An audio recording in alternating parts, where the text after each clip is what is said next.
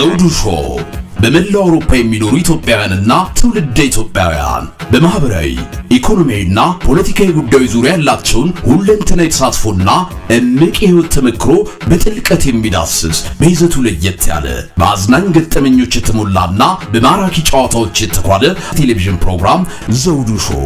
ቁም ላለው ቁም ነገር ሲሹም ለተዝናኖት በያሉበት ዘውዱ ሾው።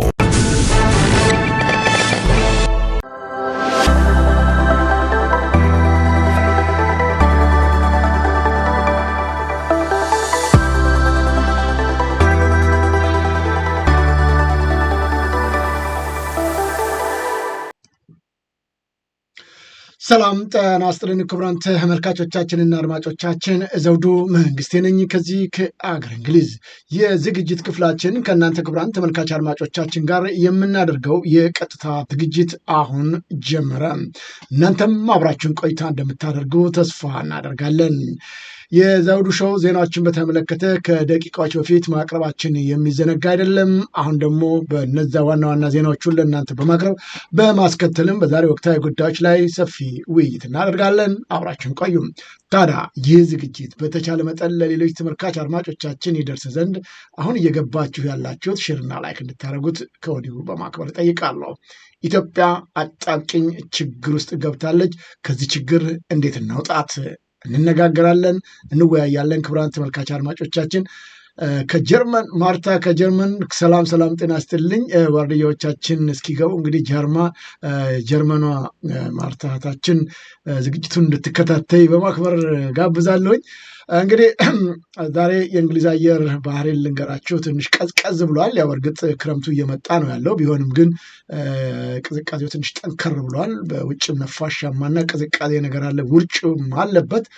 እንግዲህ ከሙቀቱ ሙቀት አይባልም። በእርግጥ እንግሊዝ ሀገር ውስጥ ብዙ ሙቀት አናይም፣ ቅዝቃዜው የበዛ ነው። ረጅም ወራት ምናልባት ለአንድ ወር ማክሲመም 2 ወር ነው የምናየው ሙቀት፣ ከዛ ውጭ የለም። አሁን ግን ዛሬ ቀዝቀዝ ብሏል አየር ባህሪው። እንግዲህ ወደ ኮት መልበስ እና በሙቀት በሴንትራል ሂተር እንግዲህ መጠቀም ግዴታ ሊሆንብን ነው ማለት ነው። ዞሮ አሁን ይህ አይደለም የሚያስጨንቀን፣ እኛ አየር ባህሪ አይደለው። በተደላደለ ቦታ ሆነን ስለ አየር ባህሪ ስለ ምግብ ብዙ የሚያስጨንቀን ነገር የለም። እግዚአብሔር ያደላቸው የሰው ሀገር ሰዎችን በሌላው ሀገር ከሌላ ሀገር የመጡትን ጭምር ሳይቀኑ በሚያስተናግዱበት ሀገር ነው የምንኖረው። ጭንቀት የለብንም። ጭንቀታችን የሆነው የሀገራችን ጉዳይ ነው። አብይ አህመድ ወደ ስልጣን ከወጣበት ጊዜና ሰዓት ጀምሮ ሀገሪቱን ስቃይና መከራ እያሳያት ይገኛል። ከዚህ ችግር እንዴት እንውጣ? ህዝቡም ቢባል መከራና ስቃው በላዩ ላይ በየቀኑ እየወረደበትም ንቅንቅ አለል ብሏል። በተለይም በየከተማው ያለው በእርግጥ አንዳንዶቹ ከአቅም በላይ ሆኖባቸዋል። ምን ያድርጉ? ዙሪያቸውን ተከበዋል። በሰላዮቹ በዚህ በኦሮሞማ በሚባለው ኮሬ ነገኛ ዙሪያቸው ተወጥሯል። ባንኩም ታንኩም ያለው ኃይል መፈናፈኛ አሳጥቷቸዋል የሚል ውሃ የማይቋጥሩ ምክንያቶች ቢቀርቡም እሱን እንኳን እንቀበለው ብለን ብናስብ በውጭ የሚገኘውንስ ምን ያዘው የሚል ጥያቄ እናነሳለን። ምን ያዘው? ለምንድን ነው ማይንቀሳቀሰው? ለምንድን ነው በቃን የማይለው? ለምንድን ነው ይሄ ሁሉ መከራና ስቃይ ሲበዛበት ሀይ ማለት የተሳነው? ተመልካቾቻችን መነጋገር ያስፈልጋል። አሁን አገሪቱ አጣብቂኝ ችግር ውስጥ ነው የገባቸው። ዛሬ ማሳያችሁ የሰው ልጅ ላይ ግፍ እየወረደበት ያለው በጠራራ ፀሐይ በድሮን ጭምር እናቶችን የሚጨፈጭፈው አብይ አህመድን ነው አብቹ እያልን የምንቀመጠው። እሱና እሱም መሰሎቹ ደግሞ እየተንደላቀቁ በተለያየ አካባቢዎች ይዘዋወራሉ። የአማራን ክልል እናስተዳድራለን ያሉት አሁን ጉድ ሊፈላባቸው ነው። እነዚህ ለጊዜውም ቢሆን በተለይም በኦሮሞ ማህበረሰብ ላይ አጣጣና ችግር እንዳያመጣ ይሄ ፋኖ የሚባለውን በተቻለ መጠን ማጥፋት አለብን ብሎ ጥሬ ስጋ ሲቀልባቸው የከረመውን ወደ አማራ ክልል መላኩና ጡት ማስቆረጥ መጀመሩ ይታወቃል። ይህ አልበቃ ያለው የመንግስት ኃይል አሁን ተጨማሪ እርምጃ መውሰድ አለብን አለ።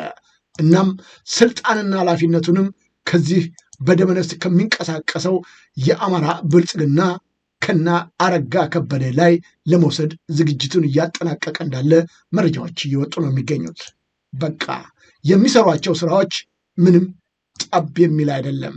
ስለዚህ ከዚህ ቀደም ቢያንስ ትዕዛዝ እየሰጠን ለማሰራት ብንሞክርም ግን በተገቢው መልኩ እየሰሩ አይደለምና አሁን በጠቅላላ ማባረር አለብን፣ ቦታውን የራሳችን ሰዎች ማዝ አለባቸው የሚል ውሳኔ ላይ ደርሷል። ይሄ ኮሬ ነገኛው ምን ይደረግ? ተመልካች አድማጮቻችን አሁንም በተቻለ መጠን በሀገሪቱ የሚስተዋለውን ችግር መቅረፍ ይቻል ዘንድ እንደ ዜጋ ኃላፊነትና ድርሻችን ብዙ ነውና መስራት የሚገባንን ጉዳዮች መስራት ይጠበቅብናል። ዛሬም ጭምር በወገናችን በሀገራችንና በሕዝባችን ላይ መዓት እየወረደበት ነው የሚገኘው። የአማራው ሕዝብ በእርግጥ ቁጣውን አሰምቷል። ግን በውጭ ያለው ሊያግዘው ሊረዳው አልቻለም። ከዚህ መውጣት ይጠበቅብናል። አሁንስ ምን መስራት አለብን የሚለው የምንነጋገርባቸው ጉዳዮች ናቸው። ዛሬም ጭምር ንጹሐንን በድሮን እየጨፈጨፈ ነው አብይ አህመድ በሚዘገንን ሁኔታ፣ በሚያሳፍር ሁኔታ። ምንድን ነው ያለው? እስቲ ላሳያችሁ። ይህንን ያው ተመልከቱ። ይህ የምታዩት ቦታ እናቶች ውሃ ሊቀዱ የሄዱበት ቦታ ነው። እዚህ ላይ ነው አመድ ያደረጋቸው ድሮኑ። እንግዲህ ምንድን ነው ለምንድን ነው ይህንን የሚሰራው? ተመልከቱ። ዶሮቹ ጭምር ሳይቀሩ እዚህ እንደዚህ ጨርሷቸዋል። የሰው ሬሳን መቼም ማሳየት ስለማንችል በቦታው ያለውንም ነገር የሚመለከታቸው በዛው የሚገኙት ሬሳዎቻቸውን ለቅመው አንስተዋል። እዚህ ላይ ነው ድብደባ የፈጸሙት በሚያሳዝን ሁኔታ። እንዲህ አይነትና ግፍ እየተፈጸመበት የሚገኘው የሀገራችን ሕዝብ አሁንም አንድ ነገር እልባት መወሰድ አለበት ሲባል ሰዎች በዝምታ የሚያልፉት ነገሮች ተስተውለዋል። ዛሬ ሀገራችን ያለችበት አጣብቂኝ ችግር ውስጥ የገባችበት ሁኔታ መፍትሄ እንዲያመጣ በተቻለ መጠን መረጃውን ለእናንተ ክቡራን ተመልካች አድማጮቻችን ስንልክላችሁ ወይም ስናቀርብላችሁ ምክንያታዊ እየሆን ነው። ለምንድን ነው ህዝባችን የሚያልቀው? ለምንድን ነው ይህን ሀይ ማለት የተሳነን? ለምንድን ነው መከላከልስ ያልቻል ነው? በውጭም በውስጥም ያለነው ኢትዮጵያኖች በአንድ ላይ መቆም ለምንድን ነው የተሳነን? እንደ ኢትዮጵያ ከሆነ የምናስበው፣ ስለ ሀገራችን ከሆነ የምንጨነቀው ለምንድን ነው ይህ ያቃተን? ለምንድን ነው ይስ የተሳነን? እናቶች ለምንድን ነው በየቀኑ የሚጮሁት? ለምን? በዚህ ሁኔታ እንደምታዩት የመከላከያን ኃይል ዛሬም ጭምር ፋኖ እየተከታተለ እርምጃ እየወሰደ ይገኛል። በሌላ በኩል ደግሞ ኮሬ ነገኛው የእህቶቻችንን ጡት መቁረጡን ተያይዞታል። ይህንን ጉዳይ ማስቆም የሚገባን እኛ ዜጎቹ ሆነን እያለ ግን የምንሰራቸው ነገሮች አሁንም አልተስተዋሉም። ለምን? በተደጋጋሚ ጊዜያት የምናነሳቸው ጉዳዮች ናቸው። እንግዲህ ተመልካች አድማጮቼ ይህ የምታዩት የድሮን ጭፍጨፋ የተደረገበትን ቦታ እንስማቸው እስቲ። ምንድን ነው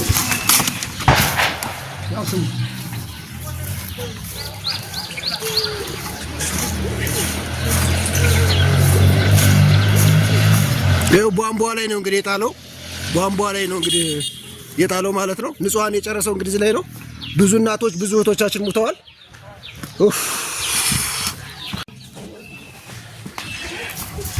ዝግጅት የሚቀርጸው ሰው ጭምር ሳይቀር ራስን ስሜትን መቆጣጠር ይሳናል። አንዳንድ ጊዜ ምን ይደረግ፣ እንዲህ አይነት ግፍ እየፈጸመ ያለ ግለሰብ ነው አሁንም ይህንን ስራ እየሰራ የሚገኘው። ሀይ ማለት አልተቻለም። እናቶችን ተመልከቱ። እዚህ ጋር ሰላም። አሁን የሚገኘው ቀጥታ እንግዲህ ባህር ዳር ዙሪያ ደህና ማርያም ቀበሌ ላይ ድሮን ጥቃት በደረሰበት ቦታ ላይ የሚገኘው እንግዲህ ሽንፈቱን አምኖ የተቀበለው የመጨረሻው የሽንፈት ምልክቱን ለማሳየት ይህን ህፃን እንደምታዩት እንግዲህ እናቱ ሙታ፣ ይህ ህፃን እንግዲህ በእግዚአብሔር ጥበብ ተርፏል። እስኪ አሳይ እስኪ የተጎዳውን ህፃን። ኦኬ ይሄ ነው። አሁን እንዴት ነበር የተገኘችው ሴትዮዋ? ከእናቱ ጋር እንዴት ነው ያገኘችው? እናቱ ሙታ ሳገኛት በካራ ከእናቱ ላይ አንቀልበው በካራ ቀዳችሁ ልጁን ያወጣችሁት? ያወጣ ነው። እናቲቱ ሙታ ነው ያገኛችኋል? እናቲቱ ሙታ ነው ያገኘነው። ቧንቧ ሲቀዱ ከነበሩ ሰዎች ብዙ ሰው ሙቷል። በጣም ብዙ ሰው ሙቷል። ውሃ የሚቀዱት በጣም ያሳዝናል። እንግዲህ እንደምታዩት ነው እንግዲህ የ4 ወር ህፃን ተርፏል። እናቱ ሙታለች ማለት ነው። ሌሎችም በዛው እስኪ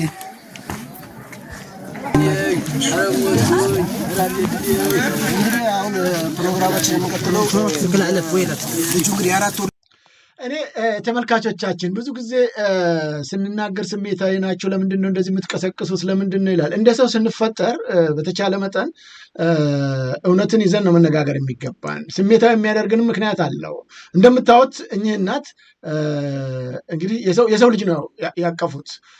እናትየዋን ገለዋታል። ውሃ ልትቀዳ ሄደች። እንዳሳየዋችሁ በዛ ውሃ በሚቀዳበት ቦታ ላይ ይህን ግፍ እየፈጸሙ ነው የሚስተዋሉት እነዚህ ሰዎች። ምን እናደርግ? ለሰላም አታስቡም፣ ስለ ሰላም አትሰብኩም፣ ስለ ሰላም አትናገሩም፣ በየቀኑ ጦርነት ነው የምታወጁት ይሉናል። ምን እናደርግ? ቅድም እንደነገርኳችሁ በአማራ ክልል የሚደረገውን ጦርነት በተመለከተ ውጤት አላመጣም። እዛ የሚቀመጡት የብልጽግና ኃይሎች ተብለው እና አረጋ ከበደ እና ሌሎችን ብልጽግናዎችን ለማስወገድ ውሳኔ ያስተላልፈዋል። ኮሎኔል ነገኛው ሊያባርሯቸው ነው። ዛሬም ግን የሁሉ ግፍና መደል መከራ እየበዛ ባለበት በዚህ ወቅት ትንፍሻ አይሉም። የነሱ ሰዎች ሲገደሉ ወይም እርምጃ ሲወሰድባቸው ይህን ሰው የነሱ አስተዳዳሪ ነው ልክ እንደ ትልቅ ነገር ቁም ነገር እንደሰራ ትልቅ ነገር እንዳደረገ ይሄውና ጽንፈኞቹ እንደዚህ አድርገውታል ብለው የኮሙኒኬሽኑ ጽፎታል። ከነማይ ወረዳ አስተዳዳሪ እንግዲህ የተሰጠ የሐዘን መግለጫ ይልሃል። እነዚህ እናቶች ግን አሁንም ማሳያችሁ የዛች ጡቷ የተቆረጠባትን እህታችንን ጉዳይ ሊያነሳ ግን አይፈልግም።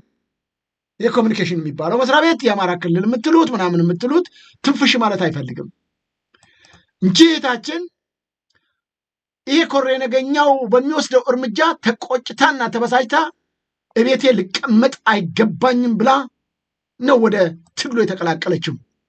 አንዳንዶች ዛሬ ስሟን ሊያጠለሹ ወይም ይህን ትግል እንቅስቃሴ ለማበላሸት የኮሎኔል ነገኛው ቡድን በየሶሻል ሚዲያው የሚረጫቸው መርዝ ቃላቶች አሉ። በምንም ይሁን በምን አንዳንዶች የሚሰጧቸው ነውር የተሞላበት የሰው ልጅ በቁሙ እንዲህ አይነት ግፍ እየተፈጸመ ባለበት በዚህ ሰዓት ወታደርና ስታገለግል ሳይሆን ቀረጥ ስትሰበስብ ነው ይላሉ። ቀረጥስ ብትሰበስብ እንዲህ አይነት ግፍ በተሞላበት ሁኔታ የተፈጸመባትን ማውገዙ ነው የሚቀድመው ወይስ እሷ ስትሰራ የቆየችውን የስራ ሁኔታ ነው መግለጽ የሚያስፈልገው? ማንም ይሁን ማንም የሰው ልጅ በምድር ላይ ሲኖር ላጠፋው ጥፋት እንኳን ካለ በሕግ ይጠየቃል። ሕግ አለ የምትሉ ሰዎች ብልጽግና እንዲህ ይሰራል፣ አብቾ እንደዚህ ይሰራል ምናምናችን የምትሉ ሰዎች እንዴት የሰው ልጅ ፍትህና ሕግ ባለበት ከተባለ እንዲህ አይነት ተግባር ይፈጸማል? ቀረጥ ትሰብስብ፣ ቁጭ ብላ ትጫወት፣ ትተኛ፣ ትንቀሳቀስ። ይህ የሰው ራይት ነው። ወንጀል ሰርታለች እንኳን ተብሎ ቢገመት ወይም ቢገኝ እንኳን ሕግ አለ ከተባለ መንግስት አለ ከተባለ መወሰድ የሚገባው በሕግ ነው፣ በፍትህ ስርዓቱ። ምንም የለም እያል የምንጮኸው ያለ ምክንያት አይደለም። ሀገሪቱ በሕግ የምትመራ ሕግም የላትም ብለን የምንናገረው ያለ ምክንያት አይደለም። ጉልበተኞች፣ አመፀኞች፣ ጨካኞች፣ ጨፍጫፊዎች የተወሰኑ ግሩፖች ወይም ኮሎኔል ነገኛው እንደፈለገ የሚያደርግበት እንጂ በኢትዮጵያ ሕግ ወይም ሕገ መንግስት ተብዬ በተቀመጠው ወይም በፍትህ ስርዓቱ የምትመራ አይደለችም የሚባለው ለዚህ ነው። በምንም ትሙት በምን እንዴት የሰው ልጅ ይህ ግፍ ተፈጽሞበት እያለ ለማጣጣል ይሞከራል? እቺ ልጅ የእናንተ ልጅ ብትሆን፣ እቺ ልጅ የእናንተ እናት ብትሆን፣ እቺ ልጅ የእናንተ እህት ብትሆን ይህን ቋንቋ የሚናገር ሰው አለ? እንዴት ሰው ላይ ይህ ግፍ ይፈጽማል? አካሏን እንዴት የሰው ልጅ ይገፈፋል እንደ በግ? ሰው እኮ በግ ለማድረግ እኮ ይጨንቀዋል፣ ዶሮ ለማረድ ይጨንቀዋል። እንዲህ አይነት ግፍ ሲፈጸም እሷ እንደዚህ ልታረግ ነው እንደዚህ ልታረግ ነው የሚሉ ነውር የተሞላበት ተግባር የሚፈጽሙ ሰዎች አሉ። ለዚህ ሁሉ ምክንያቱና ዋናው የአማራ ክልል ብልጽግና ተብሎ የተቀመጠው ሰውዬ እንዳልኳችሁ ይህ ግፍ ሲፈጸም እናወግዛለን። በምንም ይሁን በምን የመከላከያ ኃይሉ እዚህ መጥቶ ይህን እርምጃ መውሰዱ ተገቢነት የሌለው ነው። መያዝ ከተገባቸው በስርዓቱ መያዝ አለባቸው ማለት ሲገባው ስለነሱ ሳይናገር ይህንን ሰውዬ እንዳሳየዋችሁ የአማራውን ሕዝብ እኛ መንግስት ነን እነሱ ሌቦች ቀማኞች ናቸው ብሎ ሲቀሰቅስ የቆየ ሰላይ ቡድን በመላክ የአማራ ፋኖ አመራሮችን ጭምር ለማስገደል ሲጥር የነበረ በተጓዳኝም እያመጣ የእናንተ የፋኖ ቤተሰቦች ናችሁ በማለት ሲደበድብ ሲገድልና ሲያስገድል የነበረ አስተዳዳሪ ነው። ስለሱ የሀዘን መግለጫ ግን ያወጣል ብልጽግና የሚባለው ኃይል። አያሳፍርም? አያሳፍርም ወይ? እቺ ልጅ በራሱ የአማራ ክልል ዋና ከተማ በሆነበት ባህር ዳር ወይም ጎጃም አካባቢ ነው የተገደለችው፣ በጎጃም ግዛት ውስጥ ሕፃን ልጅ። ስለሷ በምንም ትገደል በምን የተፈጸመው ግፍ ተገቢነት የሌለው ነው። ይህንን የፈጸመ የመከላከያ ኃይል ለሕግ ይቅረብ ብሎ ለምን አይጠይቅም? አረጋ ከበደ ለምን ስትዋጋ እንኳን ብትማረክ ቤትም ትሁን ቤትም ብትያዝ ይህ ግፍ ተፈጽሟል፣ ተገቢ አይደለም፣ ክልላችን ገብታችሁ ተዋጉ ያልናችሁ እኮ ስርዓት ለማስጠበቅ እንጂ እንዲህ አይነት ግፍ በሰው ልጅ ላይ ሊፈጸም የማይገባ ነገር እንድትፈጽሙ አይደለም ብሎ ሊጠይቅ አልፈለቀደም። በተቃራኒው ንጹሐንን ሲገልና ሲያስገድል ለነበረው አስተዳዳሪ ሪኮግኒሽን ሰጥቶ እንደዚህ ተደረገ እናዝናለን ብሎ መግለጫ ይወጣል። እንዳልኳችሁ በዛሬው በትላንትናው ዕለትም እየተጨፈጨፈ ነው የሚገኘው። ህዝቡ መከራ እየወረደበት ነው። ይህንን ነው እንግዲህ የዚች ህፃን ውሃ ለመቅዳት የሄዱት እናቶች በየቤታቸው ቁጭ ያሉት ጭምር ሳይቀር ንጹሐንን በድሮን እየጨፈጨፈ ቁጭ ብላ እያመሰች ባለበት ሰዓት ለምግብ የሚሆን የሚበሉትንም እኮ አተዋል። እንኳን ቆሎ ነው የሚበሉት እኮ ማሽላውን፣ ሽምብራውን፣ ምኑን የተገኘው ቆሎ በሚበሉበት እሱን እያመሰች ባለችበት ነው የደፋት። ባልየው እንዲህ ይላል፣ እንስማው። ህሊና ያላችሁ አዳምጡ ውስጥ ይህንን እኮ ዛሬ አይደለም እኔ ከዚህ ቀድቼ ወይም ድራማ ስክሪፕት ተሰጥቷቸው እኮ አይደለም የሚሰሩት ሰዎች እኮ አብይ አህመድ በየቀኑ በሚያደርገው ጭካኔ በተሞላበት የሰው ልጅን በመግደል ነው።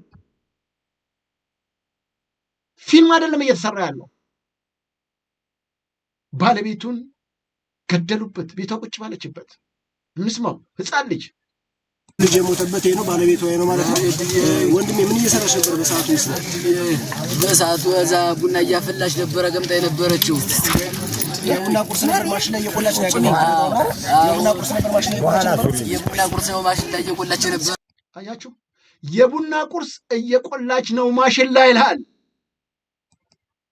ማሽላ የለማ ጎጃም እንደምታውቁት በጤፍ የታወቀ ነው፣ በማሮ የታወቀ ነው። አላሰራለው ገበሬውን በየቀኑ ይገሏቸዋል፣ ይጨፈጭፏቸዋል። የሚያሳዝነኝ ግን እዛው ውስጥ የተቀመጡ ለህሊናቸው ያላደሩ የገዛ ልጆቻቸው እንዲህ እየተገደሉ እየሞቱ ባለበት በዚህ ሰዓት የብልጽግና ሚኒሻ ተብሎ ልዩ ኃይል ተብሎ የሚሰሩ የሚገርመኝ እኮ መቼ ነው የሚነቁት? በእርግጥ እጅግ ቁጥሩ የበረከተው አሁን ፋኖን እየተቀላቀለ ያለበት ሁኔታ አንድም ሰው ለምን አንድ ሰው እንዴት ለነዚህ ሰዎች ያገለግላል? እንዴት ለነዚህ ጨካኝ አረመኔዎች ያገለግላል? ወንድሙን፣ ልጁን፣ እናት አባቱን ይገላል። እነዛ ዓላማቸው ነው አማራ የሚባል ዘር እንዲጠፋ ውሳኔ ላይ ደርሰዋል። ለዚህ ነው ጥሬ ስጋቸውን ሲቀልቡ የነበረውን ወታደሮች እየላከ የሚገኘው የመከላከያ ልብስ እያስለበሰ። ተናገረ እኮ ሰውየው። ሽመልስ አብዲሳ በግልጽ እኮ እያስቀመጠን በየቀኑ እኮ ይነግረናል። ግን ሀይ የሚለው አጣ።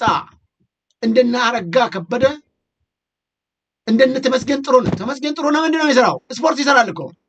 እንደደላው ሰው እሱ ስፖርት ይሰራል። ይሁት እንዲህ ይዘልልሃል። በምክትል ጠቅላይ ሚኒስትርነት በዚህ በሚሞተው ህዝብ ስም ተሰይሞ ሄዶ የተቀመጠ ይህ ሰውዬ ዛሬ ስፖርቱን ይሰራል። እሱ እንደዚህ ይዘንጣል። እንደምታዩት ይኸው ግራ ቀኙን ይላል። ከነዚህ ሆዳሞች ጋር አብሮ እንደፈለገ ይጨፍራል። ወገኖቹን ግን ያስጨፈጭፋል። ያስጨፈጭፋል። ተመልከቱት። ስፖርቱን ይሰራል። እንደነዚህ አይነት ሰዎች ይዘን እስከ መቼ ነው ልንቀጥል የምንችለው? አብይ አህመድ ወገኖቻችንን እንዲህ በድሮን ጨፍጭፉ ብሎ ትእዛዝ ሰጥቶ አንድም የአማራ ዘር ከዚህ በኋላ በቃ መጠበቅ የለብንም፣ እርምጃ ውሰድ ትእዛዝ ተሰጥቷል። ይህ ማወቅ አለብህ። አይንህ እያየ እየጠፋህ ነው የምትገኘው። ብዙ ጊዜ ደጋግመን ተናግረናል። ሰው አይኑ እያየ ይሄ ሁሉ ግፍና በደል ሲፈጸም እንዴት መንቃት ይሳነዋል? በቀደምም ተናግረናል። የትግራይ ሰዎች ህወሓት ተነካብን፣ አብይ እንዲህ ሊያደርገን ነው ብለው ከፍተኛ የመንግስት ስልጣን ላይ የተቀመጡት የፓርላማ አባላቶችና አፈ ጉባኤዋ ጭምር ሳትቀር ነቅላ ወጥታ ተቀላቅላለች። ማህበረሰቧ ገባች። ለምን የትግራይ ህዝብ ይነካል? ከዚህ ህዝብ ነው ተመርጬ የመጣሁትና አብይ ሲመታ ሊገድል ሲያስብ አልቀመጥም ብለው እነዚህ ደግሞ እዛው ቁጭ ብለው የሚገሉና የሚያስገድሉ እየተነገራቸው ምን እንበልሽ?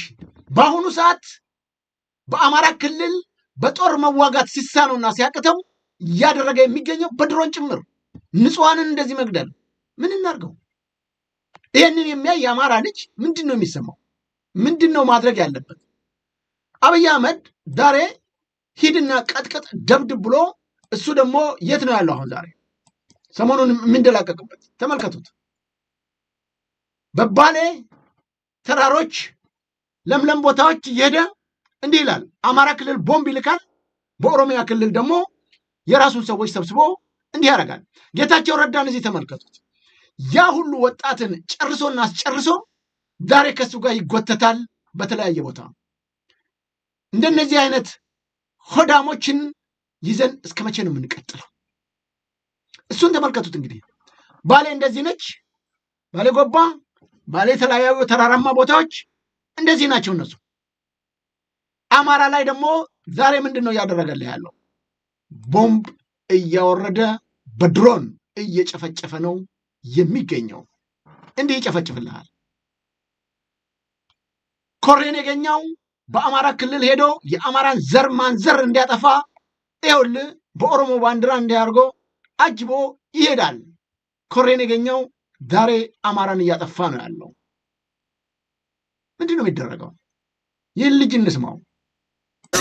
አዎ ቡና ፍንታ ነበረ እድሜ ምዕራብ እድሜ ጸጸት ይህ ገዳይና አማራን ለማጥፋት የተነሳው ይህ መራሹ መንግስት ዛሬ ገና የ25 ዓመታት ወጣት ሚስቱን ነው እንግዲህ የ4 ወር ህፃን ጥላበት እንዲትሄድ ያደረገ ማለት ነው። ይሄ ብቻ አይደለም፣ ብዙ ወጣቶች ሙተዋል። ብዙ ወጣቶች ሙተዋል ማለት ነው። በተራ ሁሎችንም ስማችሁን ለሚዲያ የምናደርስ ይሆናል ማለት ነው። እግዚአብሔር ያጽና ወንድሜ፣ እግዚአብሔር ያጽና።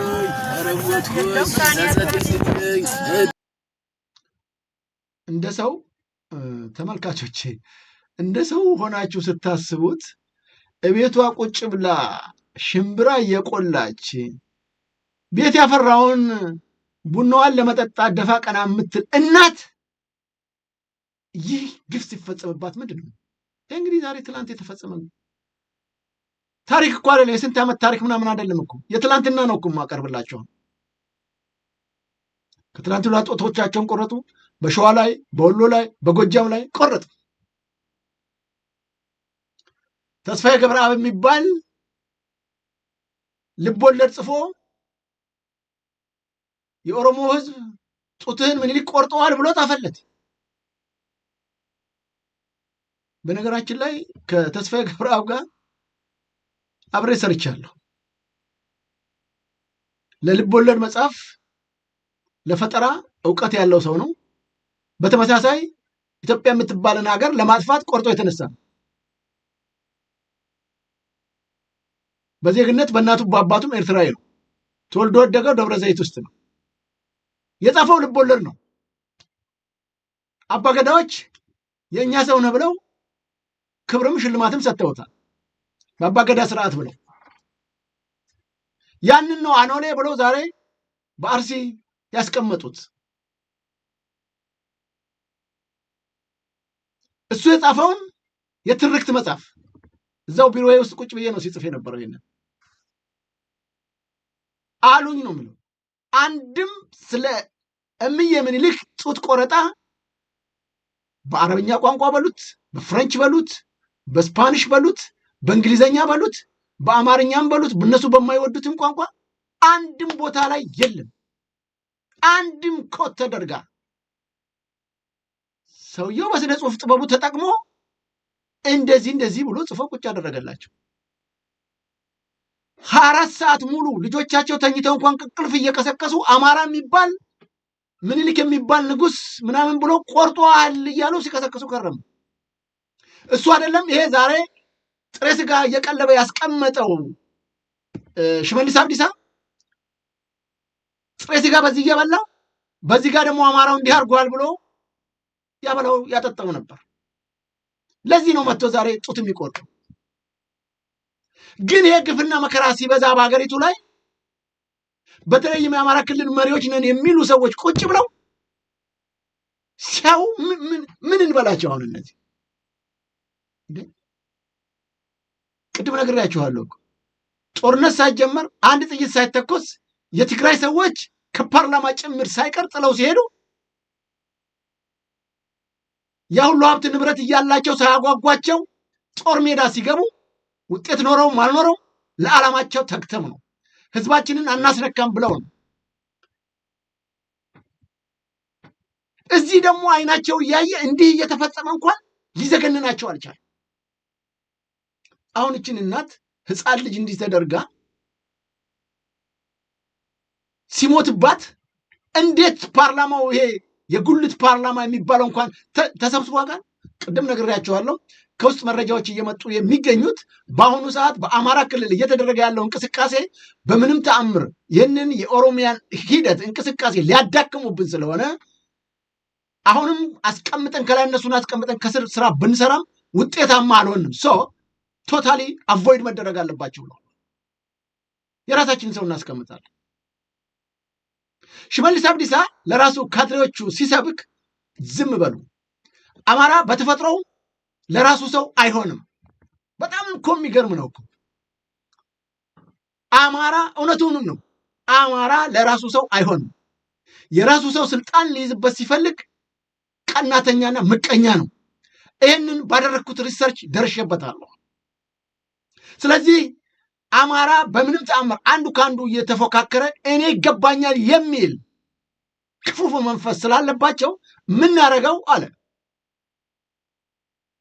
ከላይ ራሳችንን ሰው እናስቀምጣለን፣ ከስር አማራውን ስልጣን እንሰጠዋለን። ስልጣኑን ስትሰጠው ያልከውን ሊፈጽም ይሄዳል። ጉጉ ነው። ለእርምጃ እንትን ይላል። ከእንትናን የበልጣለሁ ጀግና ነኝ ይላል። ጀግንነቱን እናውቀዋለን። ስለዚህ ግፋው፣ ሄዶ የራሱን ሰው ይጨፍጭፍ፣ ይግደል። እንዲህ እያደረግን ነው የምንቀጥለው። አንዱ የአማራ ሰው ሌላውን ቢገልበት የኔን ዘር ለምን ነካ ብሎ እስከ 7 ገና ያጠፋለታል። ጎሄር ነው የምንለው። መጨረሻ ላይ እሱንም እናጠፋዋለን። ቀጥለን ደግሞ ሌላ እናስነሳበታለን። እያደረግን ነው የምንቀጥለው። በዚህ መልክ ነው እርስ በራሳቸው የምናጨራርሳቸው። ይህን ስራችንን እየሰራን ነው። ዝም ብላችሁ ተከተሉኝ ነው ያለው። በቀደምም ይኸውና ጥሬ ስጋ እየቀለብኩ ያስቀመጥኩት አለ። እምቢ ካለ በምናዘው መሰረት የማይሄድ ካልሆነ ምን አደርጋለዋል? ለቅበታለዋል። ለቀቀው። በኢትዮጵያ አየር መንገድ ጭምር ሳይቀር ነው እኮ እየላኩ ወገኖቻችንን የሚያስጽፍ። ይሄ የኢትዮጵያ አየር መንገድ የኢትዮጵያ ሕዝብ እንጂ የኮሬ ነገኛ ወይ ሽመልስ አብዲሳ አልነበረም። ተመልከት፣ እንደዚህ እየጫኑ ነው ወደ አማራ ክልል እኮ እየላኩ የሚያስገድሉት ህዝባችንን። እንደዚህ የሚያስገድሉት ምን እናድርግ? ፋኖ መከላከያም በዚህ ሁኔታ ሲማርክና እጁን ሲይዝ የሚያደርገው ነገር የለም። አይዟችሁ በርቱ ይላል። አሁን በየቦታው የሚማርካቸውን የምንም ነገር ቢፈጠር አይናገራቸውም። በርቱ ነው የሚለው። በተቻለ መጠን የሚረዳበትን የተራቡትን የተጠሙትን ለመርዳት የሚሯሯጥ ነው። በተቃራኒው እነዚህ ሰዎች ጥፋት ላይ ነው ያሉት። አክሽን አይወስዱም ማለት አይነኩህም። የምናውቀው ነገር አለኛ፣ አንዳችሁንም አይነካችሁም። ስለዚህ ዝም ብላችሁ የምንላችሁን ተከትላችሁ ሂዱ። አማራን የምናጠፋው ራሱን በራሱ ነው። ይህንን አትጠራጥሩኝ አለ።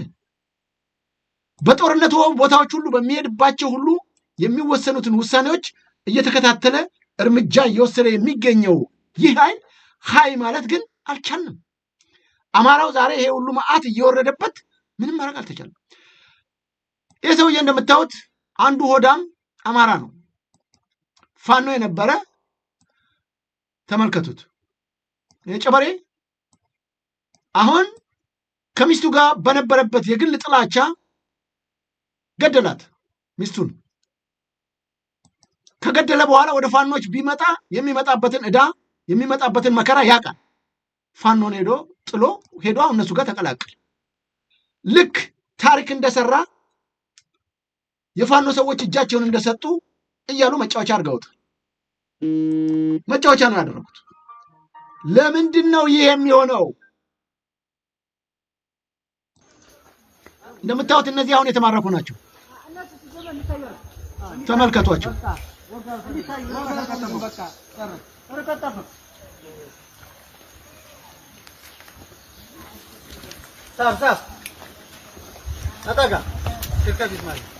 ተመልከተ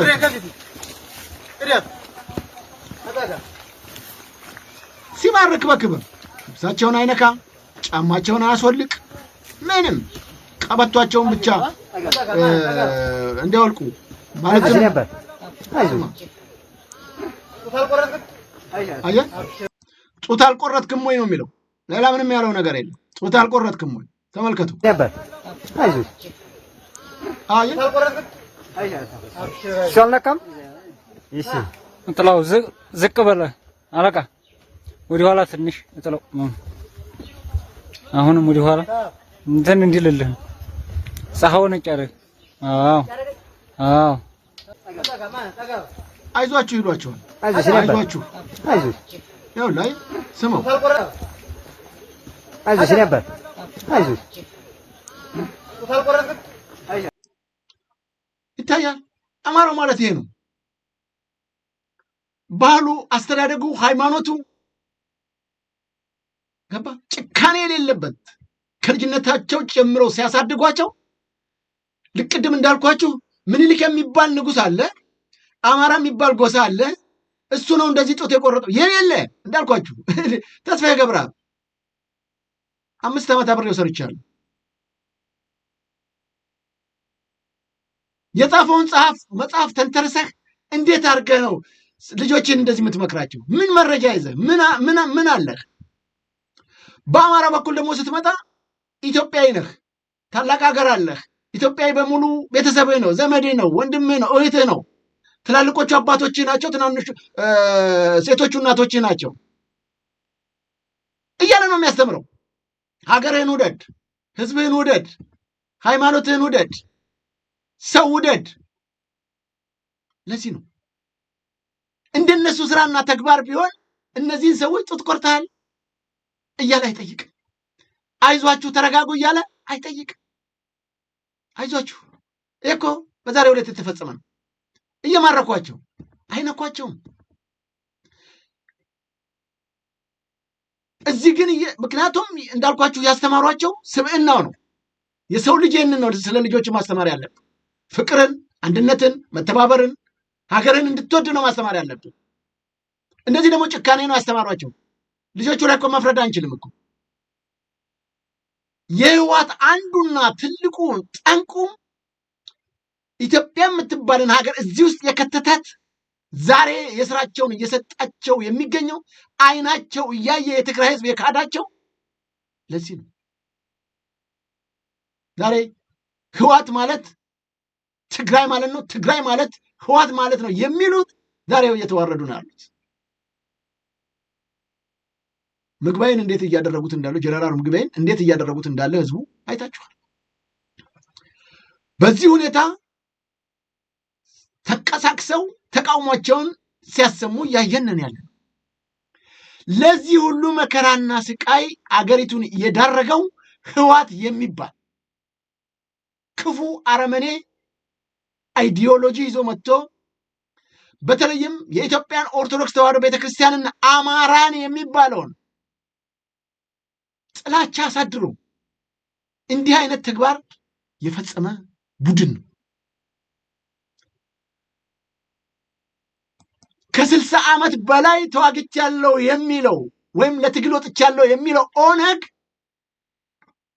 እንደው ለታሪክ እንኳን ይመር አንድ ቀበሌ አንድ ገበሬ ማህበር ቀበሌ ሳይዝ በራሱ በኦሮሚያ ክልል ማለት ተውት ሌላውን ቦታ በኦሮሚያ ክልል አንዲት የገበሬ ማህበር ቀበሌ ሳይዝ አብይ አህመድ ከተለያየ ቦታ ለቃቅሞ አምጥቷቸው ይሄው ዛሬ ይህንን ተአምር እየፈጠሩብን ያሉት።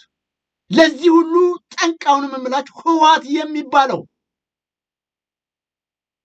አምጥቶ በዘር ከፋፍሎ በጎሳ ከፋፍሎ አማራ የሚባልን አጥፉ የሚል ገና ከጫካ እኮ ነው የጀመረው። በተለይ የትግራይ ፖለቲከኞች በአማራ ላይ ያላቸው ጥላቻ ምን እንደሆነ አይገባኝም። ምንድን ነው ብለህ ብትጠይቀው እኮ አንድ ፍሬ የያዘው ነገር አያሳይህም፣ አያስረዳህም። እንደው የሌላው ክልል እንኳን ቢያንስ የአማራ ማህበረሰብ ወይም አማርኛ ቋንቋ ተናጋሪ ወይ አማራ የሚባለው ማህበረሰብ ከሰሜን መጥቶ ደቡብ ላይ፣ ሶማሌ ላይ፣ ሐረር ላይ፣ ቤኒሻንጉል ላይ ምናምን ያው ቤኒሻንጉል የሚሉት አሁን ያመጡት ነው፣ የጎጃም አንዱ ግዛት የነበረ ነው። እንደው ምናልባት ሆነዋል ብሎ ይችላል። ያም ደግሞ ምክንያት አለው። ለምንድን ነው የሄዱት? ሐረር ለምንድን ነው የሄዱት? ድሬዳዋ ለምንድን ነው የሄዱት? ባሌ ለምንድን ነው የሄዱት? ሌላ ቦታ ለምንድን ነው የሄደው? ከሰሜን በተለይ አማራው ለምንድን ነው የሄደው? ሀገር ኢትዮጵያ የምትባለውን ለማቅናት እስከ ሱዳን ጠረፍ ቦርደር ድረስ ሲዋጋ የነበረ ሶማሌ ቦርደር ድረስ ሄዶ ሲዋጋ የነበረ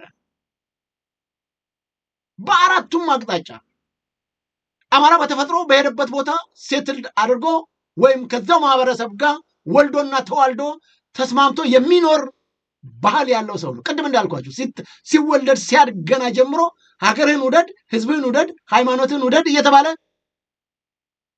የሚያድግ ማህበረሰብ ነው። ስለዚህ ሶማሌ ብሄድ የሶማሌ ተወላጅ አግብቶ ይኖራል። ሱዳን ጠረፍ ላይ ቦርደር ጋምቤላ ብሄድ አኝዋክ፣ መሸንገር፣ ኑዌር አግብቶ ይኖራል። ወደ ኦሮሚያ ብትሄድ የፈለገው ጋር ይኖራል። ይሄ ነው የማህበረሰቡ እድገት። ስለዚህ የሄደው ከዚህ አኳያ ነው። ከሰሜኑ የትግራይ ጋር አንድም ቀን በታሪክ የአማራው ሰው ሄዶ ያስተዳደረበት ጊዜንም ዘመንም የለም።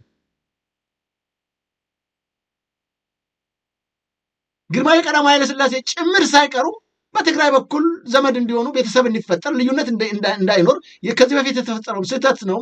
ስለዚህ አብረን እንኖር አብረን እንደግ ልጃቸውን ጭምር ነው ከሄዳሩላቸው ልጃቸውን ሚንስ ከተዋለድክ ከተጋባ ይሄ ያለው ቂም በቀል ይቀራል እስከማለት እንደዚህ ነው የሚያስበው አማራው።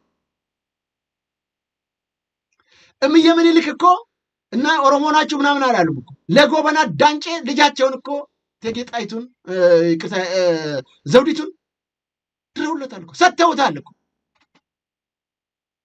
አማራ በተፈጥሮ ጀግና ይወዳል፣ ጎበዝ ይወዳል።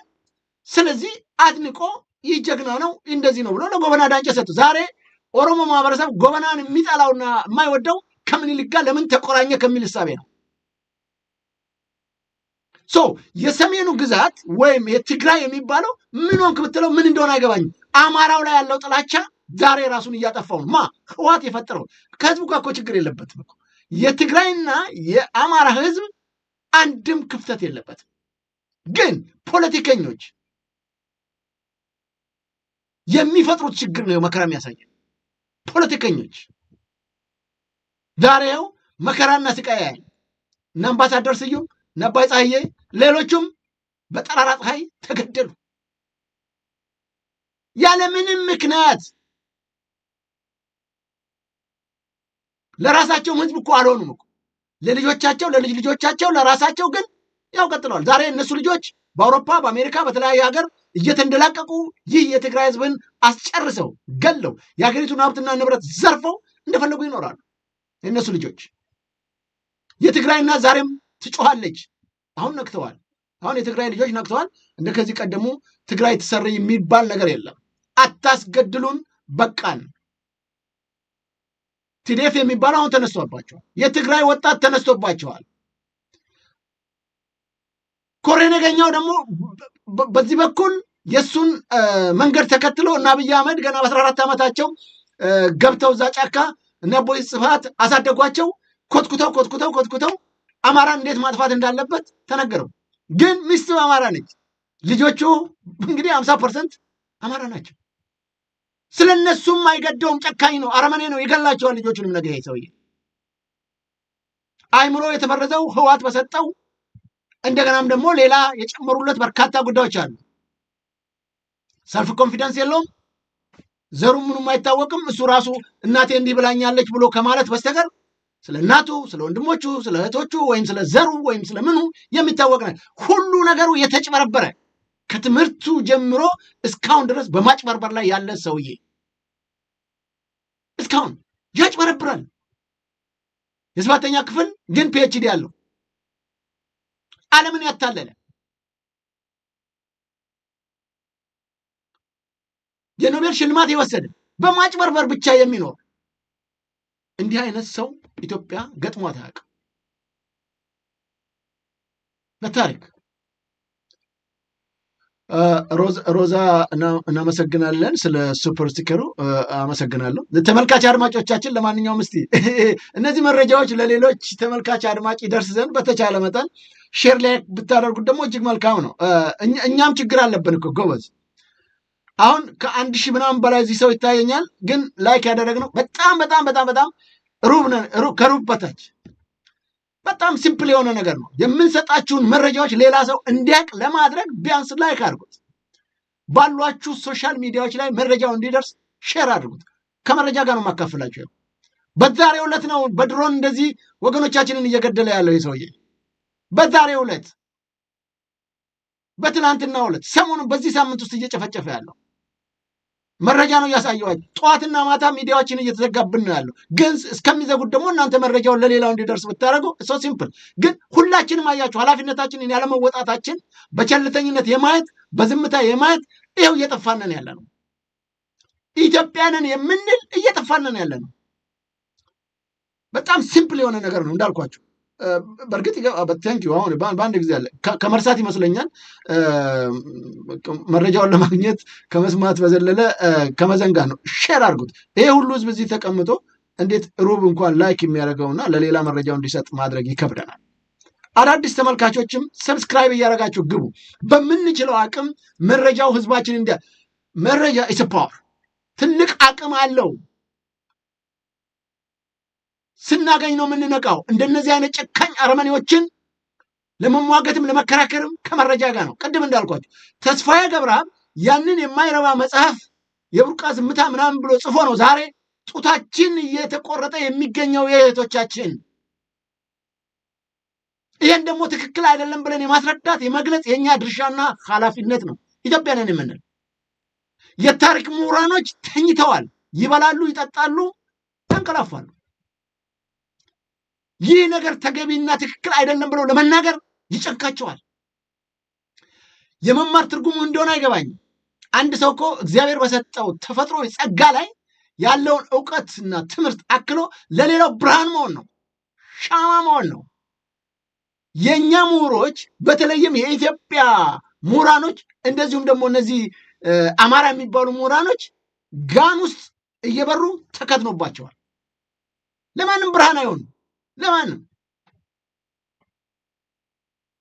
ለማንም ተኝተው እነሱ እንዳልኳችሁ ይኸው በኢትዮጵያ ሀብት ንብረትና በኢትዮጵያን አየር መንገድ ጭምር ሳይልኩ እንደዚህ እየተላከ ነው ያለው። እንደዚህ እየላኩ ነው ያሉት አማራውን ለማስጨረስ። ያሳዝናል። አላዛር አመሰግናለሁ ስለ ሱፐር ስቲከሩ። እግዚአብሔር ይስጥልን። በጣም አመሰግናለሁ። ቪዲዮውን ለማበረታታት አባል እየሆናችሁ ላላችሁትም በጣም አመሰግናለሁ። ዋርድያዎችንም እጅግ ከልብ አመሰግናለሁ። በምንችለው አቅም የህዝባችንና የወገናችንን ችግር መቅረፍ እንችል ዘንድ ሁላችንም እንደ አቅማችን ነው መስራት ያለብን። ሁላችንም። እኔ ሙያ ጋዜጠኛ ነው፣ የተማርኩት ጋዜጠኝነት ነው። ስለዚህ በሙያ አቅም የምትችለውን ለማካፈል እየሞከርኩ ነኝ ያለው በአቅሜ የምችላትን። ሌላው ደግሞ ፕሮፌሰር ነው ፒኤችዲ ሰርቷል ምናምን እየተባለ የተቀመጠው ከኢትዮጵያን ታሪክ አልፎ የዓለምን ታሪክ የሚያስተምሩ ምሁራኖች መጥተው ኮሬ ነገኛ ወይም ተስፋዬ ገብረአብ የጻፈው መጽሐፍ እንጂ በታሪክ በምንም ጉዳይ የለም ብለው ማብራሪያ መስጠት አልቻሉም። ህዝብን ማንቃት፣ ማስረዳት፣ ማሳመን አለ። አለማስረዳታችን፣ መረጃው ለሌላው እንዲደርስ አለማድረጋችን የተፈጠሩ ችግሮች ናቸው። እነዚህ በሙሉ ምን እናደርግ? እያንዳንዳችን መስራት የሚገባንን ስራ መስራት አለብን። ኢትዮጵያ አጣብቂኝ ችግር ውስጥ ነው ያለችው። እንዳልኳችሁ የአማራው ማህበረሰብ አሁን አደጋ ውስጥ ገብተሃል። በተለይ አይን እያየ የልጆች ጡት ከተቆረጠ ያንተ ህልውና ምንድን ነው? እነዚህ በአማራ ብልጽግና ስም የተቀመጡ አካላቶች እንደ ሰው አትቁጠሯቸው። ሰው አይደሉም። ከዚህ በላይ ምንድን ነው የሚገጥመው በአማራ ህዝብ ላይ? ይሄን ሰውዬ የአማራን ህዝብ ሲገልና ሲያስገድል የነበረ ሰውዬ መግለጫ ሲያወጡ እንዴት ጡቷ የተቆረጠችን በምንም ትሁን በምን እችን ህፃን ልጅ ጡቷ ተቆረጠ ብሎ መግለጫ ለመስጠት እንዴት ነው የሚያዳግታቸው? ምንድን ነው የሚሰሩት? እንዴት ነው እንደዚህ የሚያደርጉት? ይህንን እንዴት መናገር ያቅተዋል? ሰው እንደ ሰው ከተቀመጠ አረጋ ከበደ የሚባል ሰውዬ ሰው ነኝ ካለ እንዴት ይህንን መከላከል ያቅተዋል? መከላከያ ኃይል እንዲገባ የጠየቅነው ለዚህ ነው እንጂ እንዲህ አይነት ግፍና በደል እየፈጸመ እኛንም ጭምር ችግር ውስጥ እንዲከተን አይደለም። ለራሳቸው እንኳን ብለው መግለጫ መስጠት አይፈልጉም፣ ወይም መሞገት አይፈልጉም። ያልኳችሁ አብይ ያው ሰብስቦ ኮተቶቹን በለምለሟ ባሌ ግዛት እንደዚህ ይንደላቀቃል፣ እንደፈለገ ይንቀሳቀሳል። በባሌ ግዛት ያው እየጎተተ ይሄዳል። የአማራ ህዝብ ላይ ደግሞ ድሮን ይጥላል። የሰው ልጅ እዚህ እንግዲህ የጦር ሜዳ መነጽሩንም ይጠቀማል። በድሮን ሄዱ ቀጥቅጡ ይላል። እዚህ ደግሞ እሱ እነዚህን የዱር እንስሳቶች ለማየት እየተጠቀመ ነው ያለው። ይህንን ሀይ ማለት አልቻልንም። አሁን ዛሬ የዱር እንስሳቶችን ለማየት መሄድ አለብን ወይ? በዚህ መንቀሳቀስ አለብን ወይ? ዛሬ በዚህ ሰዓት ህዝቡ የሚበላውና የሚጠጣው አጥቶ ችግርና መከራ ላይ ባለበት በዚህ ሰዓት እውነተኛ መሄድ አለብን ወይ? በእንደነዚህ አይነት ቦታዎች ኢትዮጵያ እኮ በዓለም ውስጥ ዕዳዋን መክፈል የማትችል ውሸታም አገር ተብላለች። ከዲስ ተመዝግበናል። በቃ የሚያበድረን አተነ ዓለም ባንክ አይኤምኤፍ የሰጠውን ገንዘብ ድሮን በመግዛት ይሄውና እንደዚህ አማራን ህዝብ ለመጨፍጨፍ መሳሪያ በመግዛት አማራ ህዝብ ላይ መከራ ለማውረድ አልፎ ተርፎ ደግሞ የሚተርፈውን ያው ኦሮሚያ ክልል እየሄደ እንደዚህ ለማድረግ አሁን እንደምታዩት እንዲሰራለሁ ገነባለሁ የኢትዮጵያን ታሪክ ክብርና ስም ለማጉደፍ አዲስ አበባንም ጨምሮ በማጥፋት የኮሪደር ልማት እና መሰል ነገሮች እያዋለበት ገንዘቡን ጨርሶታል። ዛሬ ተጨማሪ ገንዘብ ቢጠይቅ የለም። መስከረም ላይ ደሞዝ ጭማሪ አለ። ፈርዜት የት አለ? ደሞዙ ሳይጨምር እኮ 57,000 ሰዎችን እስር ቤት ከተታቸው። በማንነታቸው በአብዛኛ የአማራ ነጋዴዎችን ሰብስቦ ከተታቸው። ቀጥሎ የሌላውን ማህበረሰብ ወይም በኢትዮጵያዊነት ላይ አልደራደርም የሚሉትን የደቡቡን፣ የጉራጌውን፣ የዚህ ምንድነው የአፋሩን፣ የድሬዳዋውን የምናምን ሰው ሰብስቦ ከተታቸው። 57,000 ሰው እንዴት ንግድ ፈቃዱ ይነጠቃል? እንዴት እስር ቤት ይገባል? እንዴት? መርካቶን አሁን ውጡ ብሎ ትእዛዝ ሰጥቶበታል። መርካቶ ማን እንደሚሰራ ከዚህ በፊት የምታውቁት ነው። ነጋዴዎቹ እነማን እንደሆኑ ለፍተው ደክመው ጥረው ግረው ያፈሩትን ሀብት ነጥቋቸው ውጡ እያለ ነው። አሁን ኮሬ ነገኛው ይቀመጥበታል። ይሄ ሁሉ ግፍና በደል በሀገሪቱ ላይ እየወረደ ዛሬም ጭምር ግን የሚደረጉ እንቅስቃሴዎች በጣም አናሳ ናቸው። ከሚወርድብን መዓትና ስቃይ አንጻር ስናየው የኢትዮጵያ ሕዝብ የሚያደርገው እንቅስቃሴ የለም። ይህ ሁሉ ገንዘብ እያወጣ እንደፈለገ ሲያደርገው የመንግስት ሰራተኛው የምታወት ደሞዝ ተጨመረ ብላችሁ አልተጨመረም እኮ ገና የለም እኮ ነጋዴው ምናምኑ ተጨምሯል ይልሃል። ያንን ሚኒማይዝ የማድረግ ዲማንዱን የመጨመር የማላፊነት ኢኮኖሚን የማጎልበት የማላፊነት ነው አብይ። ስለዚህ የሚያገባው ነገር የለም። የሱ ዓላማ በየቀኑ የኮሪደር ልማት ቀጥሎ እነዚህ ሪዞርቶች እያለ የሚሰራው ነገር አለ። ሪዞርት አበባ መትከል፣ ዛፍ መትከል የኢትዮጵያ ህዝብ የሚበላው የሚጠጣው አጥቶ ስቃይ መከራ ባለበት በሚሊዮኖች 100-200 በሚሊዮን የሚቆጠር ህዝብ ሞልቶ ኃይለሥላሴን እኮ ከስልጣን ያወረዳቸው አንዱና ቀዳሚው ነገር የወሎ ህዝብ ተርቦ ምንም አላደረጉም። እርሶ ለልደቶ ከእንግሊዝ ሀገር ኬክ መጥቶ በልተዋል። የኢትዮጵያ ህዝብ ተርቦ አይደለም፣ በሚሊዮን የሚቆጠር ህዝብ ተርቦ አይደለም። ወሎ ላይ አንደን ከፊል ትግራይ ወሎም በሙሉ ወሎ ተርቦ አይደለም እኮ። ዛሬ ግን በሚሊዮን የሚቆጠር ከ130 ሚሊዮኑ ምናልባት እንጃ 30 ሚሊዮን እንኳን የሚበላ ከሆነ ማለትም ደህና የሚበላ መቼም ያው እንደ ቅድሟ ሽምብራ ስትቆላ እንደሞተችው እናት ሽምብራ እየበላ የሚኖረውንም በላ ልንለው አንችልም። ቁርስ በልቶ ከሆነ እራት የማያገኝ ወይም አንድ ቀን ምሳ በልቶ ከሆነ ዘኔክስ ዴይ የሚበላ እሱንም በላ ብለን አንቆት። ስለዚህ ከ130 ሚሊዮን ውስጥ እንደው 30 ሚሊዮን እንኳን በላ ብንል 100 ሚሊዮኑ በረሃብና በመከራ በስቃይ ውስጥ እያለ ጸጥ ብሏል። ጸጥ ብሏል። ይሄ ሁሉ ነገር ለምን መጣ?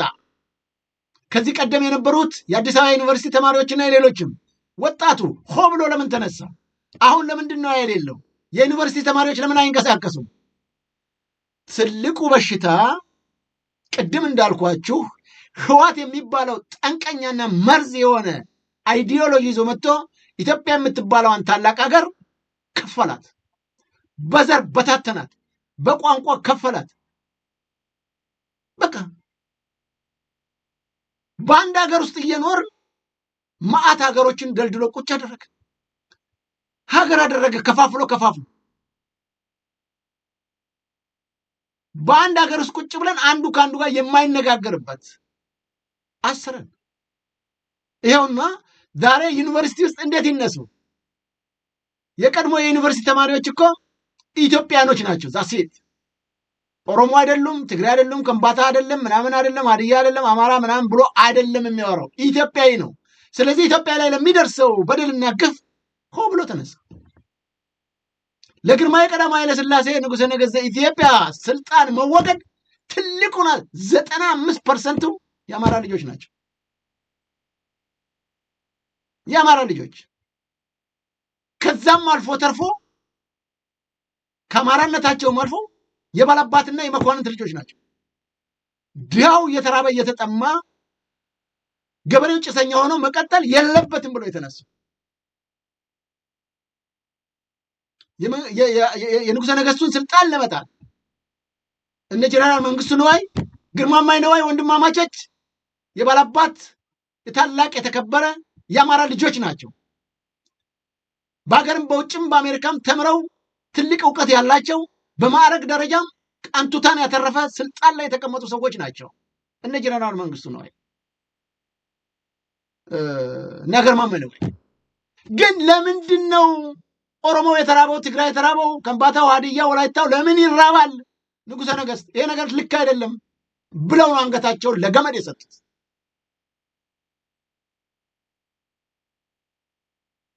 ያኔ ይሄ ጽንፈኛ የሆነው የኦሮሞ ልጅ አይደለም ሄዱ ከሳቸው ጋር የተሟገተው አይደለም።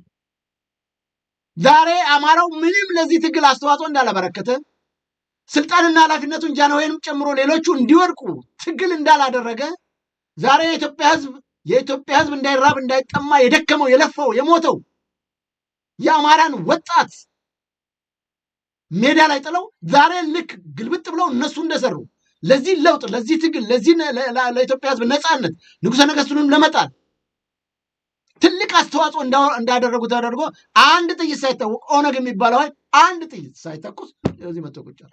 ህወሓት የምትለውንም የአማራው ህዝብ ፈቃደኝነት፣ የሌሎች ኢትዮጵያውያኖች ፈቃደኝነት፣ ደርግ የፈጸማቸው አላግባብ የሆኑ እርምጃዎችና ውሳኔዎች፣ የብሔራዊ ውትድርና መብዛት፣ ጦርነቱን በንግግርና በውይይት መፍታት አለመቻል፣ በዛ ላይ የአማራው ህዝብ ተቀብሎት ግባ ስላለው እንጂ ከደሴ እኮ አያልፍም፣ ከመንዛ አያልፍም፣ ከጅሩ አያልፍም፣ ከወራይሉ አያልፍም፣ ከጃማ አያልፍም። እንዴት አድርጎ ነው የሚያልፈው? የአማራው ህዝብ በተፈጥሮው እንዳልኳችሁ የራሱ ንጉሠ ነገሥት ያሉትን እንኳን አውርዶ የጣለ የራሱን አባትና እናት ጭምር እናንተ እየበላችሁ እየጠጣችሁ ሌላው አይራብም ብሎ የጣለ አሁንም ደግሞ ይህ ደርግ የሚባለው ስርዓት እንዲህ ችግር እየፈጠረብን ነው ብሎ በመታገሉ እና ህዋትንም ግባ በማለቱ ይኸውና ይሁሉ መዓት ወረደበት። ስለ ኢትዮጵያ ስለሚያስብ ስንት ዓመት ሙሉ ሲቀጠቀጥም አንድም ቀን ትንፍሽ ሳይል ኢትዮጵያዊ ነኝ እያለ እየታደነ ሲታረድ ገደል ውስጥ ሲወረወር እኔ ኢትዮጵያዊ ነኝ አማራ አይደለሁም የሚል ማህበረሰብ ነው ዛሬውና መዓት እየወረደበት የሚገኘው። ዞሮ ዞሮ የኢትዮጵያን ሰንደቅ ዓላማ እንኳን ለመያዝ የተጠየፉ ኦነግ ብትለው ሊይዝ አልፈልግም ማለት ህዋት ብትለው ኢትዮጵያን ባንዲራ ሊይዝም ማለት የራሳቸውን ክሬት አደረጉ። ነው ማን ያደረገላቸው? ህዋት እያመጣ እያስቀመጠ ቅረጹና አምጡ ባንዲራ አምጡ እንዲህ አድርጉ። የኢትዮጵያ አረንጓዴ ቢጫ ቀይ ባንዲራ የኢትዮጵያ ህዝብ የሞተበት ነው ችግር እንደሚፈጠርበት ስለሚያውቁት ይዲድ ኮከብ አስቀመጠና የብሔር ብሔረሰቦች ይሄ ኮከብ እንዴት ነው ብሔር ብሔረሰብን የሚያገናኝ? ያው ብዙዎቹ 666 እያለ የሚተቹት ነው። ይሄ ነው እንግዲህ ወደ ነው ባዳት እኔ እንትን ሰው አይደለሁም እንዲህ እዚህ ውስጥ መግባት አልፈልግም። ግን ምንም ይሁን ምን ያ የኢትዮጵያን ብሔር ብሔረሰብ የሚወክልም ጉዳይ አይደለም። ባንዲራው ላይ ያመለጠፍም የለበትም። ዛሬ ብዙ ሀገሮችን ብናይ በ18ኛው ሴንቸሪ በ17ኛው ሴንቸሪ ባንዲራቸውን የሰሩ አገራቶች አይነካባቸው። አርጀንቲና በ18ኛው ክፍለ ዘመን ከስፓኒሾች ጋር ባደረጓቸው ጦርነቶች አሸናፊነታቸውን ለማግኘት ሲጥሩ የመጀመሪያ የሰሩት ሰንደቅ ዓላማ በዛን ጊዜ እስካሁን አለ፣ አልተነካም። ከስፓኒሾች ቅኝ ከመውጣታቸው በፊት በ1810 ነው ባንዲራውን የቀረጹት። በአጋጣሚ አርጀንቲና ሄጄ ነበር። ብዙዎቹን ሳነጋግራቸው ለሀገራቸውና ለሰንደቅ ዓላማቸው ያለው ፍቅር እጅግ የሚቆጭ ነው። እኛ ደግሞ ሀገራችን ኢትዮጵያ እንኳንም ይኸው እንግዲህ ከ300 ዓመት በላይ ተገዝታለች ሜክሲኮ። ከ300 ዓመት በላይ ስንት ታሪኳ ወድሞባታል በስፓኒሾች። ብዙዎቹን የሜክሲኮ ሰዎች እጅ አነጋግሬያቸዋል። ከዛ ውስጥ ኩራት የሚሰማቸው ኢትዮጵያኖች በሰሯቸው ተግባር ነው። አንዳንዶቹን አነጋግሬያቸዋለሁ ሜክሲኮ ላይ በሄድኩበት ጊዜ። እኛ ለኢትዮጵያ ያለን ፍቅር እጅግ ከፍተኛ ነው። እኛ 302 ዓመታትን በስፓኒሽ ቅኝ ስር ወድቀናል። እናንተ ግን ሀገራችሁን ጠብቃችሁ ማንም ቅኝ ሳያረጋችሁ በመቀመጣችሁ እንኮራባችኋልና አሉት። ዛሬ የሀገራችን በሜክሲኮ ከተማ ውስጥ የኢትዮጵያ ስም ጎልቶ የሚወጣበት ትልቁ የሜትሮ ስቴሽን በኢትዮጵያ ስም ነው የተሰየመው። ሜክሲኮ ውስጥ አረንጓዴ ቢጫ ቀዩ ባንዲራችን በትልቁ ተጽፎ እንኳን እሱ አይደለም ቤቱ ግንቡ የተገነባበት አንበሳው ተቀምጧል። እያንዳንዱ ግርግዳው በቅርብ እነዚህን መረጃዎች ይዤላችሁ እመጣለሁ። በሄድኩባቸው በተንቀሳቀስኩባቸው አገራቶች ኢትዮጵያ ያላትን ክብርና ስም ምን እንደሚመስል እኛ አገር ግን መተን እንዋረዳለን። አገራችን ኢትዮጵያን እንጠላለን። እንዴ ኦነግ ለምንድን ነው ኢትዮጵያዊ ሆኖ ኢትዮጵያ አይደለውም እያለ ቅስቀሳ የሚያደርገው? ህዋት ለምንድን ነው የሚጠላው ኢትዮጵያን? ዘረኞች ለምንድን ነው እዚህ ውስጥ ገብተው ኢትዮጵያን የሚጠሉት? ይህም ባለመከላከላችንና በዝምታ በማለፋችን ዛሬ ውርደት ውስጥ ገብተናል። ከዚህ ለመውጣት መስራት ይገባል። ዛሬ የምታዩዋቸው ወገኖቻችን እንደዚህ በድሮን የሚቀጠቀጡት በሌላ አካል በሆነ ምንኛ ደስ ባለን። በሌላ አካል በሌላ አገር ጣሊያን እንኳን ይህንን ግፍ በኢትዮጵያኖች አልፈጸመችም። ግራዘኒን ለመምታት በተደረጉት ወይም የጣሊያንን በአዲስ አበባ 4 ኪሎ ላይ የተፈጸመው ግፍ የምናውቀው ነገር ነው። 6 ኪሎ የተፈጸመው ማለት ግፍ የምናየው ነው። ለመግደል አገራችንን ደፍራችሁ እዚህ አታቀብሩም። የጣሊያንን መንግስት ስምና ክብር እዚህ ልታጎሉብን አይገባም ብለው ነው በጣሉት ቦምብ ያ ሁሉ ኢትዮጵያ ያለቀው። ግን ምንም ቢሆን ሀገራቸውን ጠብቀው ቆይተዋል አባቶቻችን። እኛ እያዋረድናት ነው ያለነው። ህወሓት ለምንድን ነው የኢትዮጵያን ሰንደቅ ዓላማ ሜዳ ላይ ጥሎ አንጠልጥሎ ምን እንደሆነ የማይታወቅ ኦነግ ምን እንደሆነ የማይታወቅ ሰንደቅ ዓላማ አንጠልጥሎ ለሌሎቹ እንደገና እንደ ሬሽን ካርድ እንደ ያደላቸው ለምንድን ነው ሰንደቅ ዓላማ አውጡ እያለው? እኛ የሰንደቅ ዓላማ ችግር አለበት ህዝቡ። ለምንድን ነው በኢትዮጵያዊነቱ በአረንጓዴ ቢጫ ቀይ ባንዲራ ኮርቶ እንዲቀመጥ ያልተደረገው? ይህንን ኖ ማለት ያቃተን እኛስ ለምንድን ነው ዛሬ ለምንድን ነው የሁሉ መከራ የሚበጠው በሀገሪቱ ላይ? ስለዚህ አሁንም ተመልካች አድማጮቼ እጅግ ከፍተኛ ችግር ውስጥ ገብተናል። በተለይ የአማራው ማህበረሰብ ቀደም ሲል እንደነገርኩ የአማራ ዘር መጥፋት አለበት ብሎ ሽመልስ አብዲሳ ወስኖልሃል። ሁለተኛ የብልጽግና ሹም ተቀምጠህ እዛ አዲስ አበባ ላይ የምሰራው ነገር በሙሉ የምናዛቸውን በአግባቡ እየፈጸሙ ስላልሆነ ማስወገድ አለብን የሚልም ውሳኔ ተላልፎልሃል። የሐረርን ሰንጋ ሲቀለብ የነበረው ጥሬ ስጋውን ሲበላ የነበረው ጭንቅላቱን በስጋ የተደፈነው አራጅ ቡድን መጥቶልሃል። አይንን እያየ ያርድሃል፣ ይጨፈጭፈሃል። ከዚህ ለመውጣት እያንዳንድ የአማራ ልጅ ብልጽግና ምናምን ብለህ እዛ ለነሱ ባንዳ ሆነ ከምታገለግል ራስህን አድን። ካልሆነ እየጠፋችሁ ነው ያላችሁት። በተጓዳኝም ኢትዮጵያዊ ነኝ የምትል ሀገር ኢትዮጵያ አደጋ ውስጥ ገብታለች። ኮሬን የገኘው ኢትዮጵያ የምትባልን ስም ከካርታ አጥፍቶ የራሱን መንግስት ሊያስቀምጥ ቁጭ ብሏል። እስካሁን እየታገለ የሚገኘው በኢትዮጵያ ጉዳይ አማራው ነው። ሌላው በየዘር ቋት ውስጥ ቁጭ ብሎ ዛሬም የሚያወራውና የሚናገረው ስለ ጎጡና ስለ ጎሳው ሆኗል። ከዚህ መውጣት ይጠበቅብናል።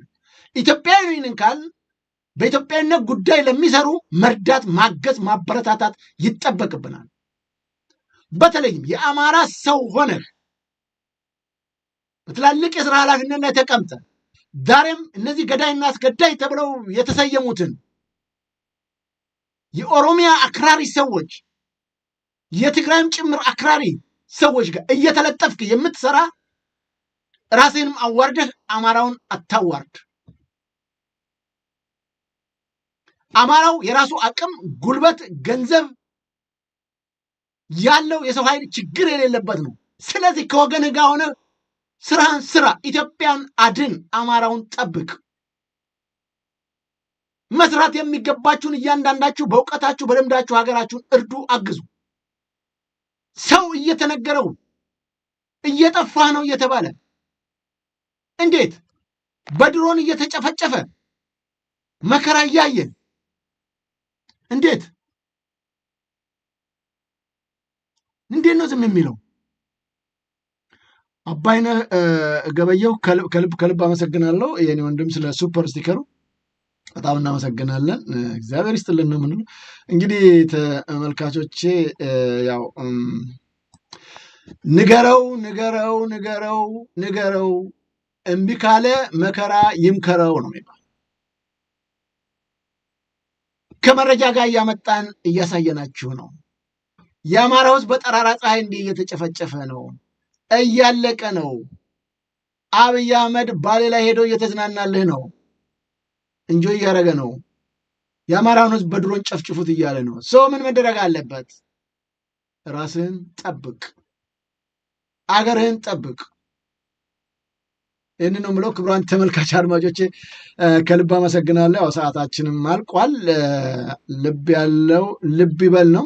የሰማነውም በልቦናችን ያሳድርልን። ሀገራችን ኢትዮጵያን እግዚአብሔር ይጠብቅልን። እኛም የበኩላችንን ጥረት እናድርግ ነው የምለው። ከልብ አመሰግናለሁ። ዋርድያዎችን በተለይ በጣም ከልብ አመሰግናለሁ። ይህን ዝግጅት በመከታተል እስካሁን ከዝግጅቶቻችን ጋር አብራችሁ ለቆያችሁ ተመልካች አድማጮቼ ትልቅ አክብሮት አለኝ። ወዝወዝ ወንድሜ ዋርድያ እዚህ ትታየኛለህ። በዘውዱ ሾው ሚዲያ ሀሳብ አስተያየቶቻችሁን በመስጠት የምትታወቁት ሁላችሁንም ብዙ ሰዎች እየደወላችሁ ነበረ። ይቅርታ ጠይቃለሁኝ። ያው እንግዲህ ዛሬ እንትን ስላላልኩ ነው።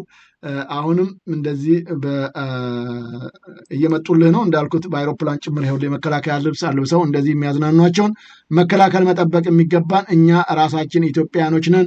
ይህን ማናደርግ ከሆነ አደጋ ውስጥ ነን ያለ ነው። ተመልካቾቼ እንበርታ ነው የምለው። በዘውዱ ሾው ሚዲያን ወዳችሁና ፈቅዳችሁ ለተከታተላችሁ በጣም አመሰግናለሁ። አሁን ስትወጡ ዝግጅት ሼርና ላይክ እያረጋችሁት እንድትወጡ በታላቅ አክብሮት እጠይቃለሁ። የራሳችሁ ሚዲያ ነው። ማርታ ከጀርመን በጣም እናመሰግናለን። ፊቢዬ ሰላም ሰላም። ኖላ እናመሰግናለን። ጌታቸው ስዩም ሰላም ሰላም። ሁላችሁንም ሀያ ሰላም ብያለሁ። ገነት ሰላም ጤና ይስጥልኝ። ማር አሜን ሰላም ብያለሁ። እየገባችሁ ላላችሁ አስተያየትም ብዙ የጻፋችሁ አላችሁ። ባለማንበቤ ወይም ባለመግለጽ ይቅርታ ጠይቃለሁ። አማን ተክሌ ሰላም ጤና ይስጥልኝ። አበበ ሰላም ሰላም። አበበ ብቻ ሰራኝ ነው። አማን ሰላም ጤና ይስጥልኝ። ያው እንግዲህ እነዚህንም በኢትዮጵያ አየር መንገድ እየተንደላቀቁ ያሉ ሰዎችን እያያችሁ ተመልከቱ። ደጀኔ ሰላም ጤና ይስጥልኝ። ሰይድ ሰላም ብለናል። አበባ ሰላም ሰላም። የዘሜ እህት ሰላም የኔ እህት በርካቶች ናችሁ። ሁላችሁንም ምስጋና ባላችሁበት ይድረሳችሁ። እግዚአብሔር ሀገራችንን ይጠበቅ። አበባ ዋርድያችን አበባ አስፋው ሰላም ሰላም ጤና ይስጥልኝ። ወዝወዝ ሰላም ብለናል። ሁላችሁንም ህሊና ይፍረድ ሰላም ጤና ይስጥልኝ። ሁላችሁንም ከልብ አመሰግናለሁ። በሀገራችንና በህዝባችን በኩል ያሉትን ችግሮች ለመቅረፍ እስቲ ወንድማችን ጌታቸው ምናልባት መልእክት ካለ ነው መስመሩ ያንተ ነው። እሺ ዘጨርሼ ነበር። ለመልእክት ነው። አንድ እንትን ልኬልህ ነበር ማስታወቂያ እሑድ የሚደረግ ለዚህ ለእህቶቻችን የሚደረግ የሻማ ማብራት ፕሮግራም አለ እና እሱን ሳትገልጽ እንዳትወጣ ብዬ ነው። አስተላልፈው መልእክቱን ስላላየሁት ነው። መልእክቱን አስተላልፈው። ኦኬ ነገ በዋይት ሃውስ እሑድ ዋይት ሃውስ ላይ ከምሽቱ 6 PM ላይ የሻማ ማብራት እናደርጋለን ለእህቶቻችን። ስለዚህ በዲሲ እና በአካባቢው የምትኖሩ ኢትዮጵያውያኖች መታችሁ አብረን እንድንካፈል የሚል መግለጫ ነው። እንትኑንም ለጥፌልሃለሁ ካስፈለገ ታየዋለህ። እንግዲህ አንድ ቀን ነው የቀረን። ከዚህ ውጭ አንተም በዊኬንድ ስለማትገባ ለዚህ ብዬ ነው ያስቸገርኩ። ምንም ችግር የለም ስላላየሁት ነው ይቅርታ።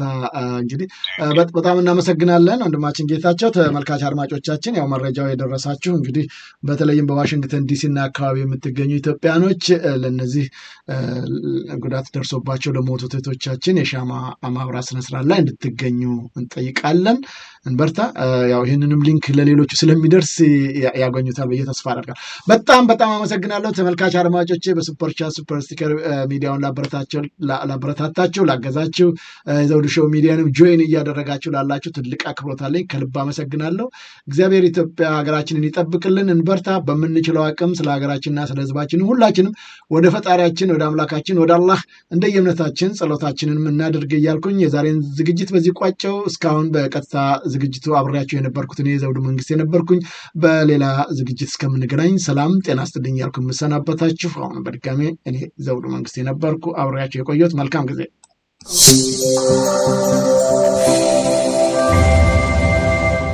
ዘውዱ ሾው በመላው አውሮፓ የሚኖሩ ኢትዮጵያውያንና ትውልደ ኢትዮጵያውያን በማህበራዊ ኢኮኖሚያዊና ፖለቲካዊ ጉዳዮች ዙሪያ ያላቸውን ሁለንተናዊ ተሳትፎና እምቅ የህይወት ተመክሮ በጥልቀት የሚዳስስ በይዘቱ ለየት ያለ በአዝናኝ ገጠመኞች የተሞላና በማራኪ ጨዋታዎች የተኳለ ቴሌቪዥን ፕሮግራም ዘውዱ ሾው። ቁም ላለው ቁም ነገር ሲሹም ለተዝናኖት በያሉበት ዘውዱ ሾው።